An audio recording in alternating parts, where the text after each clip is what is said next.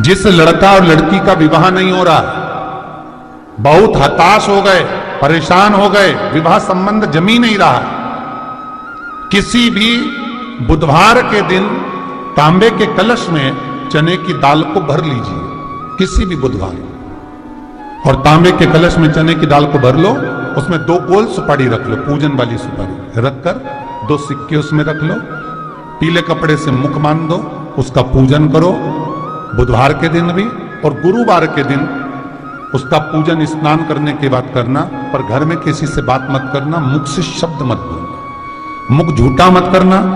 पूजन करने के बाद उल्टे हाथ पर कलश को रखकर सीधे हाथ से ढककर कोई ब्राह्मण के घर में जाकर साथ में किसी को ले जाओ, बिना बोले, बिना बात करे, बिना कहे, साथ जाकर ब्राह्मण का दरवाजा बजा दे, बात कर ले और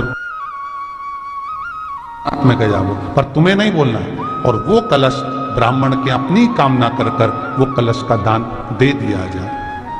महाराज ज्यादा से ज्यादा 4 महीना 3 महीने के अंदर विवाह संबंध पक्का हो जाता है। विवाह संबंध, चने की दाल का दान कुछ सहज नहीं है।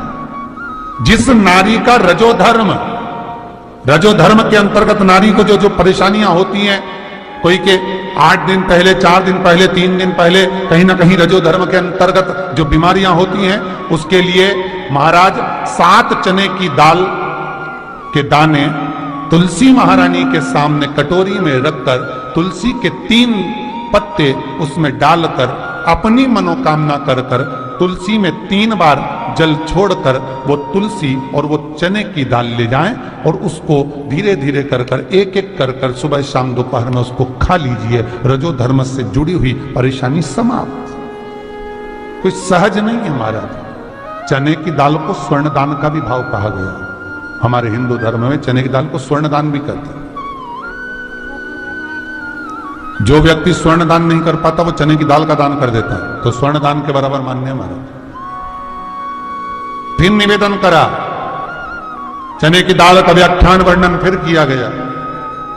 मान लो कोई प्लाट है, कोई प्रॉपर्टी है, कोई जमीन है, कोई जायदाद और नहीं बिक रही, बहुत परेशान हो गए, लाखों करोड़ों रुपए तुम्हारे डूब गए और ये प्रॉपर्टी बिके, तब तुम उबरो, तो उसके लिए चने की दाल को एक रात्रि पहले रविवार के दिन घर में गला लीजिए और उसको गलाकर दूसरे दिन उसमें थोड़ा सा चंदन मिलाकर पीस लीजिए।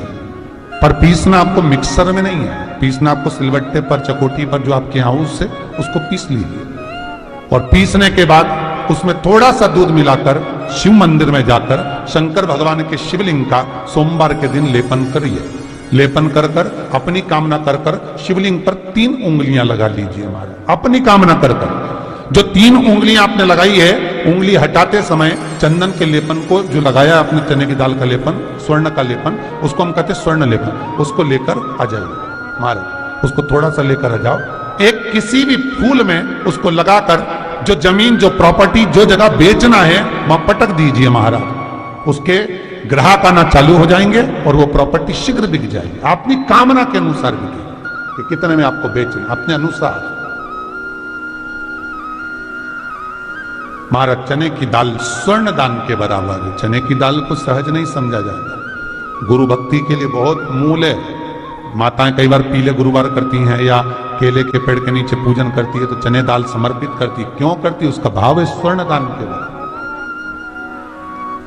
मनवांचित फल की प्राप्ति के लिए, मनोकामना के लिए। जिस जमीन में फसल कम होती हो, जिस जमीन में प्रॉपर्टी के अंतर्गत कहीं लाभ नहीं मिल रहा हो, जो कई लोग वो जमीन की दलाली का काम करते हैं ना, जमीन बेचवाते हैं, खरीदवाते हैं और कोई लाभ ही नहीं मिल रहा, कई दिनों निकाल दिए, साल निकाल दिए, कोई लाभ नहीं हुआ, तो निवेदन है शंकर भगवान के मंदिर में शिवलिंग पर 108 चने की दाल समर्पित करो। उस 108 चने की दाल को प्रदोष के दिन शाम के समय समर्पित कर कर उस दाल को उठाकर लिया, जेब में पीले रुमाल के साथ उसको बांध कर रख लो। किसी प्रॉपर्टी का सौदा कराने जाओ, उसको पटक कर लेकर जाओ, आपके लाभ होना चालू, सौदे होना चालू, आपको कमीशन मिलना चालू।